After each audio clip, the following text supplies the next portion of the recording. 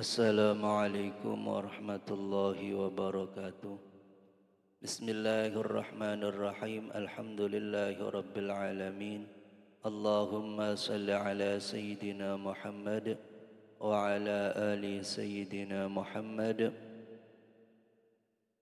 Amma ba'du, qala al-muallif rahimahullahu ta'ala wa nafa'ana bihi wa bi'ulumihi fid dharaini amin. Bismillahi ngawiti ngaji ingsun kelawan nyebut asmana Allah. Sifatnya Allah Ar-Rahmani zat kang welas asih ing dalem dunya maring wong mukmin lan wong kafir.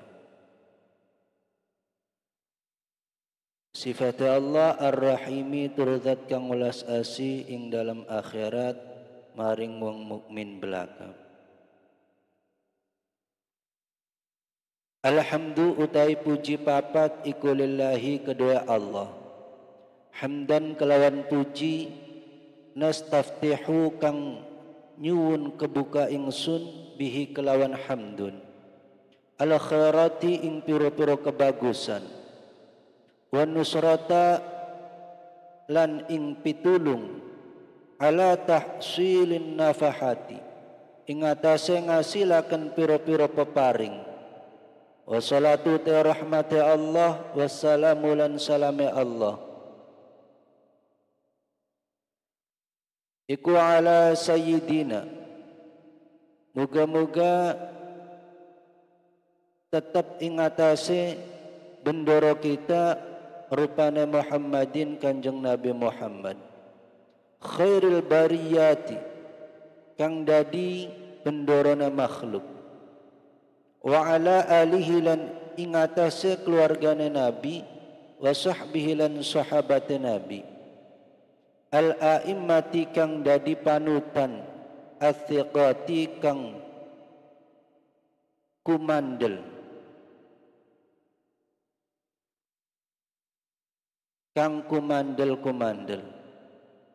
amma ba'du anapun sause kang sinebut fahadhihi mangka utawi iki risalah iku risalatun risalah muhimmatun kang gati ratabtu kang ngurut-ngurut ingsun ha ing risalah ala arba'ati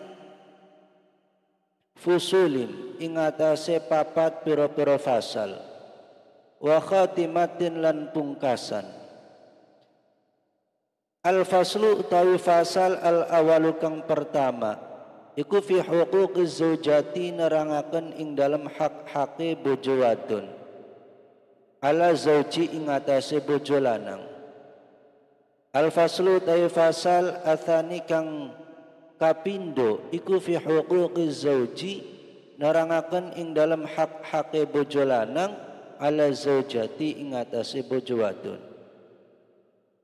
Al-faslu tayu fasal athalithu kang kaping telu iku fi fadli sholatil mar'ati ing dalem nerangaken utamane salate wong wadon fi baitiha ing dalem umahe wadon wa fi annahalan ing dalem setuhune salat ing dalem umah iku afdalul luwi utama min salatiha tanimbang salate wadon ma'an nabiyyi sallallahu alaihi wasallam serta kanjeng Nabi sallallahu alaihi wasallam. Al-faslu ta'i fasal ar-rabi'u kang nomor papat iku fi hurmati nadhurur rajuli ing dalem nerangaken harame oliye ningali wong lanang ilan nisa imaring wong wadon al ajnabiyati kang liya-liya kang dudu muhrime wal aksilan sebalike wa malan barang waqa'a kang tumiba poma fihi ing dalam nadhuri ing dalam ningali minaz zajri saking nyegah muqaddimah atau pendahuluan. Berkata Syekh Muhammad Nawawi,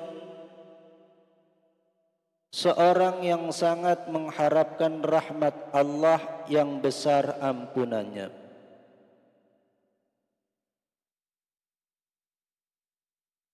Beliau adalah seorang hamba yang merasa berdosa. Semoga Allah memperlihatkan celah-celahnya dan menjadikan hari ini lebih baik daripada kemarin. Segala puji bagi Allah sesuai apa yang layak baginya. Rahmat dan keselamatan semoga tetap atas junjungan kita Nabi Muhammad sallallahu alaihi wasallam beserta para keluarga dan sahabatnya menurut semua bilangan yang dilihat olehnya. Amma ba'du. Terbayang dalam benakku sebuah kitab komentar yang diminta oleh sementara orang-orang yang mencintaiku, yaitu agar aku menulis komentar yang menjelaskan atas kitab kecil yang berhubungan dengan hak-hak suami istri yang telah dikarang oleh sementara ulama. Risalah ini diberi nama Uqudul Lujain fi Bayani Huquqiz Zawjain. Semoga Allah melimpahkan pertolongan dan memurnikan amalku serta menerima dan memberikan manfaat atas komentar ini berkat kedudukan junjungan kita Nabi Muhammad sallallahu alaihi wasallam beserta para istrinya, keturunannya dan golongan pengikutnya. Syarah komentar ini saya hadiahkan kepada kedua orang tuaku dengan harapan semoga Allah mengampuni dosa-dosa keduanya dan mengangkat derajat keduanya. Sesungguhnya Allah Ta'ala maha luas ampunannya, lagi maha penyayang dari penyayang. Semoga Allah memuji penulis kitab ini, yaitu Syekh Muhammad Nawawi. Beliau mengucapkan Bismillahirrahmanirrahim dengan menyebut nama Allah Maha Pemurah lagi Penyayang. Ketahuilah bahwa basmalah itu mengandung banyak keberkahan. Siapa menyebutnya, maka berhasillah apa yang dicita-citakan. Dan siapa yang membiasakan membacanya, maka terkabul, dihormati masyarakat. Bahwa kitab-kitab yang diturunkan dari langit ke bumi itu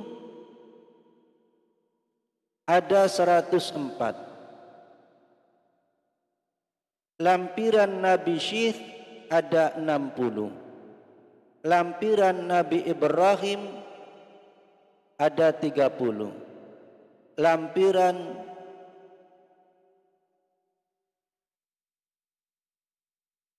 Nabi Musa sebelum Taurat ada 10. Dan kitab Taurat, Injil, Zabur serta Al-Quran.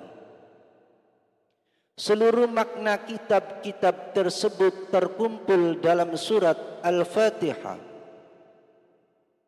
Kandungan makna Al-Fatihah dikumpulkan dalam basmalah, dan makna-makna basmalah itu dikumpulkan pada baknya basmalah. Ada sementara ulama yang saleh tertimpa sakit keras. Para dokter sudah tidak sanggup mengobati. Lalu ulama itu merenungkan keterangan di muka. Maka dia membiasakan membaca basmalah sebanyak-banyaknya tanpa membatasi jumlah bilangannya.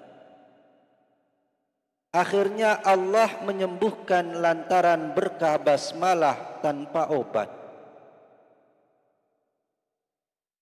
Diceritakan ada seseorang wanita bersuamikan seorang munafik. Dia setiap akan berkata atau mengerjakan suatu perbuatan selalu membaca basmalah. Suaminya seraya berkata, "Demi Allah, aku pasti akan mempermalukan wanita ini." Suami tadi lalu menyerahkan sekantong dinar kepada istrinya. Seraya mengatakan, "Peliharalah uang ini, jangan sampai hilang." Kemudian disimpanlah sekantong uang itu di tempat tertentu dan ditutup. Suaminya secara bersembunyi mengambil sekantong uang itu dan dibuang dalam sumur di pekarangannya. Lalu suami tadi memintanya. Wanita lalu menuju tempat penyimpanan kantong uang seraya membaca Bismillahirrahmanirrahim. Secepatnya Allah memerintahkan Jibril untuk segera mengembalikan di tempat semula. Wanita itu lalu meletakkan tangannya dan mengambil kantong. Ternyata kantong uang dinar masih tetap berada di tempat semula, lalu diserahkan kembali pada suaminya. Alangkah kagumnya sang suami itu, spontan ia bertobat kepada Allah atas kemunafikannya. Segala puji bagi Allah dengan pujian yang menyebabkan terbukanya segala kebaikan. Maksudnya dengan pujian ini kami memohon kepada Allah semoga dibukakan berbagai macam perkara yang baik dan menyenangkan serta menghasilkan berbagai macam limpahan anugerah Allah. Dengan pujian ini juga semoga Allah berkenan menolong kami di dalam kami menghasilkan pemberiannya. Semoga Allah melimpahkan keselamatan kepada junjungan kita Nabi Muhammad sallallahu alaihi wasallam, penghulu dan pemimpin para makhluk, dan keluarganya yang beriman dan mengikutinya, dan sahabatnya, yaitu dengan beriman sekalipun berkumpul sebentar. Para sahabat yang menjadi imam, yaitu yang diikuti dalam urusan agama dan dipercaya.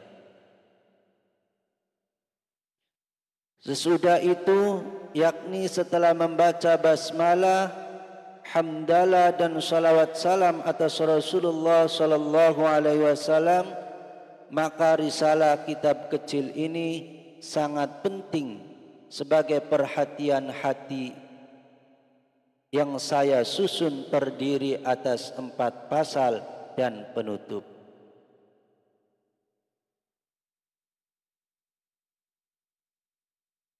Yaitu keterangan yang disebutkan untuk memberikan faidah yang berhubungan dengan tujuan kitab ini, sebagai penjelas dan penyempurnaan keterangan di muka serta sebagai tambahan. Pasal pertama menerangkan hak-hak istri pada suami, yaitu kewajiban suami untuk menggauli dengan baik, memberi nafkah, memberi mas kawin, mengajar istri yang menjadi kebutuhannya, yaitu berbagai macam ibadah yang fardu ain dan yang sunnah-sunnah, juga apa saja yang berhubungan dengan masalah haid atau menstruasi serta kewajiban taatnya suami sepanjang bukan perkara maksiat. Pasal kedua menjelaskan hak-hak dan kewajiban suami pada istri,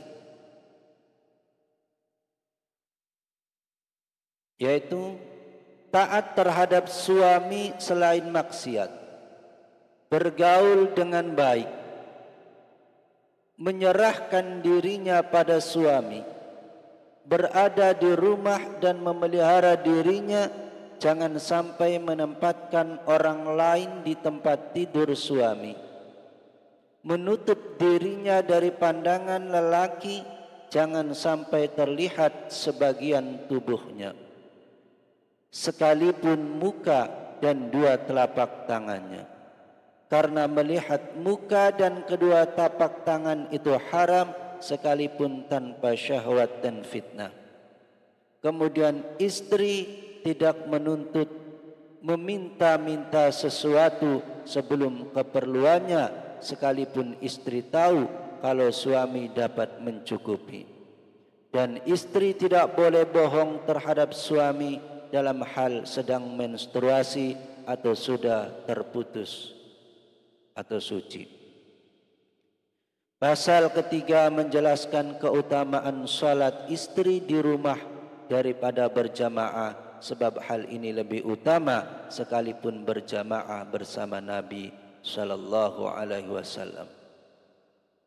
Aqrabu ma takunul mar'atu min wajhi rabbiha idza kanat fi qa'ri baitiha wa inna salataha fi sahni dariha afdalu min salatiha fil masjidi wa salatuha fi baitiha afdalu min salatiha fi sahni dariha wa salatuha fi mukhda'iha afdalu min salatiha fi baitiha.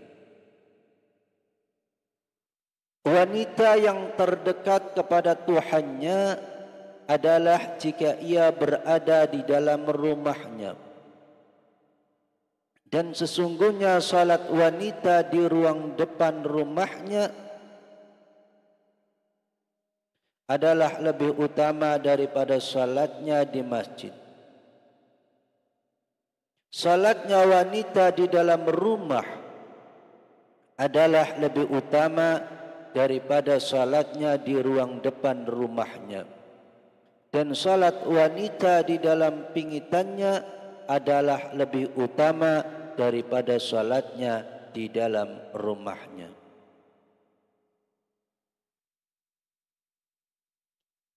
Pasal keempat menjelaskan haramnya lelaki melihat wanita lain dan sebaliknya, yaitu wanita haram melihat lelaki bukan muhrimnya. Jadi anggota tubuh wanita apa saja yang haram dilihat lelaki, maka wanita juga haram melihat anggota tubuh lelaki. Demikian ini juga sama hukumnya bagi lelaki yang hampir baligh, di mana wali murahiq atau anak menjelang balik wajib melarang murahiq yang memandang wanita lain, dan wanita lain wajib menutup tubuhnya dari murahiq. Murahiq itu adalah anak menjelang balik. Pemuda remaja yang tampan sama dengan lelaki di dalam hukum tersebut. Demikian sebagaimana disebutkan dalam kitab Nihaya karangan Syekh Muhammad Al-Misri. Seorang lelaki sekalipun dipotong batang penisnya atau buah pelirnya atau impoten, atau bersifat seperti wanita melihat wanita lain yang disenangi, baik mukanya atau tapak tangannya, lahir dan batinnya, tetapi boleh bagi lelaki memandang istrinya atau amatnya, budaknya di waktu salah satu dari keduanya masih hidup, sekalipun terdapat perkara yang menghalangi timbulnya kesenangan yang sebentar hilang, seperti menstruasi, dan amat yang digadaikan atau budak perempuan yang digadaikan. Tetapi makruh melihat farji atau kelamin sekalipun alat kelaminnya sendiri jika tidak ada keperluan. Berbeda jika penghalang itu lama hilangnya, seperti wanita sedang iddah karena syubhat. Kalau demikian, maka haram melihat apa yang di antara pusat dan lutut wanita. Jika yang lainnya tidak haram, baik terhadap mahram-mahramnya dan amah yang dinikahi. Amah yaitu budak perempuan yang dinikahi. Apabila melihatnya karena akan nikah, lelaki diperbolehkan melihat muka dan tapak tangan wanita merdeka dan antar pusat sampai lutut dari amah atau budak perempuan. Lelaki boleh melihat muka wanita karena untuk menjadi saksi dan hubungan kerja. Juga boleh melihat amah atau budak perempuan pada selain aurat dari luar tubuh. Lelaki boleh melihat dan memegang wanita lain karena untuk mengobati bagian yang diperlukan. Sekalipun pada kelamin wanita lain dengan syarat ada seorang yang mencegah sepinya, seperti lelaki mahramnya wanita dengan syarat karena tidak adanya wanita yang dapat mengobati. Lelaki juga boleh melihat wanita karena mengajar perkara yang wajib, seperti yang dikatakan oleh As-Subki dan yang lain. Demikian itu kalau tidak ada mahram atau wanita yang mengajar, karena dianalogikan dengan mengobati, dan karena sulitnya mengajar di belakang tabir. Lelaki tidak boleh melihat karena mengajar perkara sunnah. Berbeda dengan lelaki muda, maka lelaki boleh mengajar amrod karena mengajar perkara sunnah. Demikian disebutkan dalam Syarah Nihayah karya Imam Muhammad Al-Misri yang mengomentari kitab Ghayah karya Abu Syuja.